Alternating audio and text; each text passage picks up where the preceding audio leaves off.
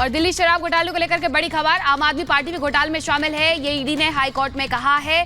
High court में ED के वकील का बयान है कि आपको भी हम आरोपी बनाएंगे, सप्लीमेंट्री चार्जशीट दाखिल की जाएगी। तो ये बड़ी जानकारी आ रही है, जहां ये बताया जा रहा है कि दिल्ली शराब घोटाले में अब आम आदमी पार्टी के भी शामिल होने के बाद हाईकोर्ट में ईडी ने कह दी है और कहा है कि आपको आरोपी बनाएंगे, सप्लीमेंट्री चार्जशीट भी दाखिल करेंगे। इसके पहले 22 मार्च को भी अरविंद केजरीवाल की पेशी के दौरान भी ये बात ईडी के वकील के द्वारा राउस एवेन्यू कोर्ट में कही गई थी कि इस पूरे कथित शराब घोटाले मामले में आम आदमी पार्टी भी शामिल है। आम आदमी पार्टी को लेकर के ये पहले भी कहा गया और एक बार फिर से यही कहा गया है, लेकिन इसमें सप्लीमेंट्री चार्जशीट दाखिल की जाएगी। ईडी ने ये बड़ी बात यहाँ कही है। और हमारे सहयोगी अखिलेश राय हमारे साथ सीधे जुड़ गए हैं। अखिलेश, बहुत बड़ी बात है, अभी तो बहुत से बड़े चेहरे आम आदमी पार्टी की जांच का सामना कर रहे थे और अब जांच के दायरे में पूरी की पूरी आम आदमी पार्टी आती दिख रही है। बिल्कुल बिल्कुल, ये दूसरी बार अदालत में कहा गया है ईडी की तरफ से कि हम इस मामले में आम आदमी पार्टी को आरोपी बनाएंगे, लेकिन आज उससे बड़ी बात ये कही गई कि हम उसकी इस मामले में चार्जशीट भी दाखिल करेंगे। आपको याद होगा कि केजरीवाल की जो याचिका अभी उनकी गिरफ्तारी के खिलाफ दाखिल की गई सुप्रीम कोर्ट में, उस पर भी सुनवाई के दौरान ईडी की तरफ से ये कहा गया था कि पैसा जो है वो गोवा चुनाव के लिए गया था, चुनाव पार्टी का था, प्रचार पार्टी का हो रहा था, इसमें बेनिफिशियरी जो है वो पार्टी है, इसलिए हम पार्टी की भी पूरी जांच कर रहे हैं और पार्टी को भी हम एक्यूज बनाएंगे। लेकिन आज फिर से हाईकोर्ट में ईडी ने कहा है कि हम उसके खिलाफ चार्जशीट भी दाखिल करेंगे और यह माना जा रहा है कि अगर पार्टी को एक्यूज बनाया जाएगा तो उसकी पूरी जिम्मेदारी कन्वेनर की होती है, पार्टी अध्यक्ष की होती है।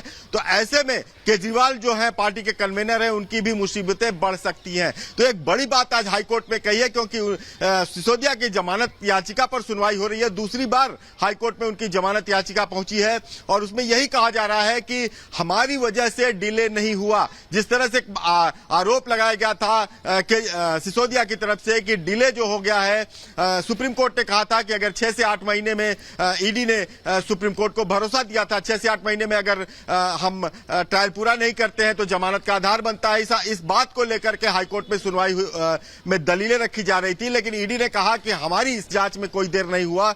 हमने लगातार इनकी तरफ से जो याचिकाएं दाखिल की गई निचली अदालत में, उस पर हमने जवाब दिया, इसमें कोई डिले नहीं हुआ है और डिले का ग्राउंड भी नहीं बनता और हम लगातार जांच कर रहे हैं। क्योंकि एक आरोप लगाया गया था सिसोदिया की तरफ से कि अभी भी लगातार जांच चल रही है, 17 लोगों की गिरफ्तारी की गई है अभी तक और आगे भी गिरफ्तारी की जा सकती है। उसके जवाब में ईडी ने कहा कि यह मामला बहुत लंबा है और इसके तार जो हैं कई राज्यों तक फैले हुए हैं, जैसा कि आप देख सकते हैं दूसरे राज्यों में फैले हैं, पंजाब तक फैला हुआ है, तेलंगाना तक फैला हुआ है, बीआरएस नेता के कविता की गिरफ्तारी हो चुकी है। तो ऐसे में ईडी को जांच करने में, एक्यूज को लाने में काफी समय लग रहा है और इसी बीच ईडी ने यह बात कही है, बड़ी बात कही है कि वो आम आदमी पार्टी को आरोपी बनाएगी और उस पर चार्जशीट दाखिल करेगी। तो अगर ऐसा होता है, आम आदमी पार्टी को आरोपी बनाती है, चार्जशीट दाखिल करती है, तो एक बार फिर अरविंद केजरीवाल जो आम आदमी पार्टी के कन्वेनर हैं, उनकी मुश्किलें जो है वो और ज्यादा बढ़ती हुई अखिलेश अब कहीं ना कहीं नजर आने वाली कि अगर ऐसा होता है। तो फिलहाल बहुत बहुत शुक्रिया इस तमाम जानकारी के लिए।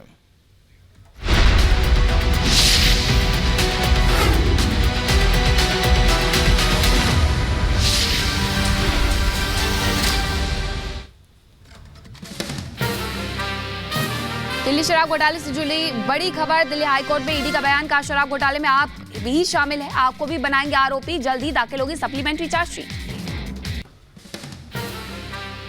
नामांकन दाखिल करने के बाद पीएम मोदी ने किया ट्वीट, लिखा काशी के परिवारजनों का दिल से आभार, 30 टर्म में भी नई ऊर्जा शक्ति के साथ करूंगा काम।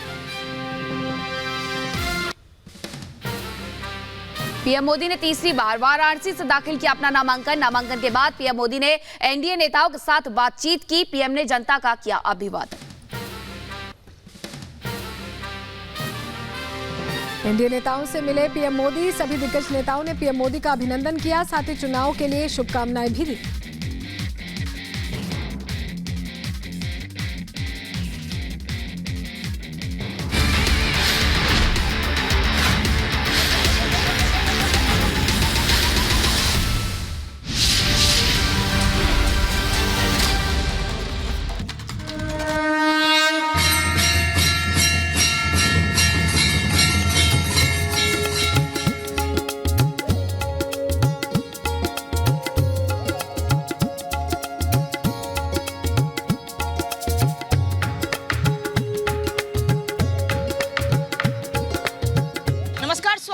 मैं हूं अनामिका पांडे। चलेगी या नहीं चलेगी, किसकी चलेगी, किसकी बात पर जनता भरोसा करेगी, ये जानने के लिए इस वक्त रिपब्लिक भारत की टीम पहुंच चुकी है वाराणसी, जहां से प्रधानमंत्री नरेंद्र मोदी सांसद हैं और तीसरी बार मैदान में हैं। मैं यहां लोगों से जानती हूं कि किसकी बात चलने वाली है। भैया, इस बार किसकी बात चलेगी? इस बार बीजेपी क्या चलेगा मैम। क्यों? अब हम क्या बताएं, काम इतना अच्छा कर रहे हैं कि काहे नहीं चलेगा। लस्सी जैसे पहले खाद पीते थे वैसे अभी भी पी रहे हैं, तो क्या अंतर है? अंतर है मोदी जी का काम, वही अंतर है। लस्सी की मिठास बढ़ गई है क्या? जी। क्यों भैया, आपको क्या लगता है कौन जीत रहा है इस बार? बीजेपी जैसा काम करने वाला कोई है नहीं, इसलिए हम बीजेपी को चाहते हैं। क्या काम कर दिया है? कानून व्यवस्था जो पहले था उसके अपेक्षा आज बहुत अच्छा है, इसलिए लस्सी भी हमको अच्छी लग रही है बीजेपी में।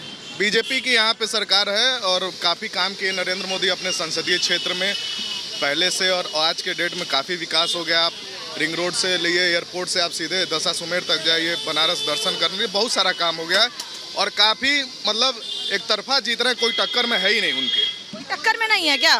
किसकी चल रही है इस बार बातें? देखिए, इसके बारे में हम बोल नहीं सकते कि किसकी सरकार है किसकी नहीं। सरकार नहीं, मुद्दे बता दीजिए मुझे क्या है। ऐसा है कि मैडम मुद्दे हमारे भाई बताएं अभी जो है। उनके अपने मुद्दे, आपके अपने मुद्दे। सरकार के विषय पे मैं कुछ नहीं बोल सकता हूँ। वाराणसी के लोग क्या चाहते हैं ये बता दीजिए, आप क्या चाहते हैं? वाराणसी के लोग तो विकास ही चाहते हैं, और क्या चाहेंगे। विकास चाहते हैं, हुआ है कि नहीं? बिल्कुल हो रहा है।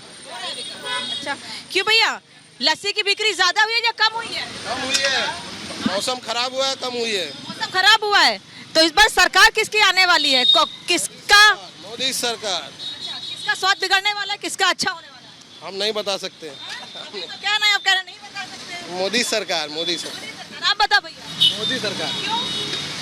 काम अच्छा कर रहे हैं, इसीलिए। ठीक है, आप बताओ भैया, किसकी सरकार आ रही है इस बार? बीजेपी। विकास अच्छा किया है बनारस का हमारे। हाँ, मोदी जी बढ़िया काम किए क्या भैया?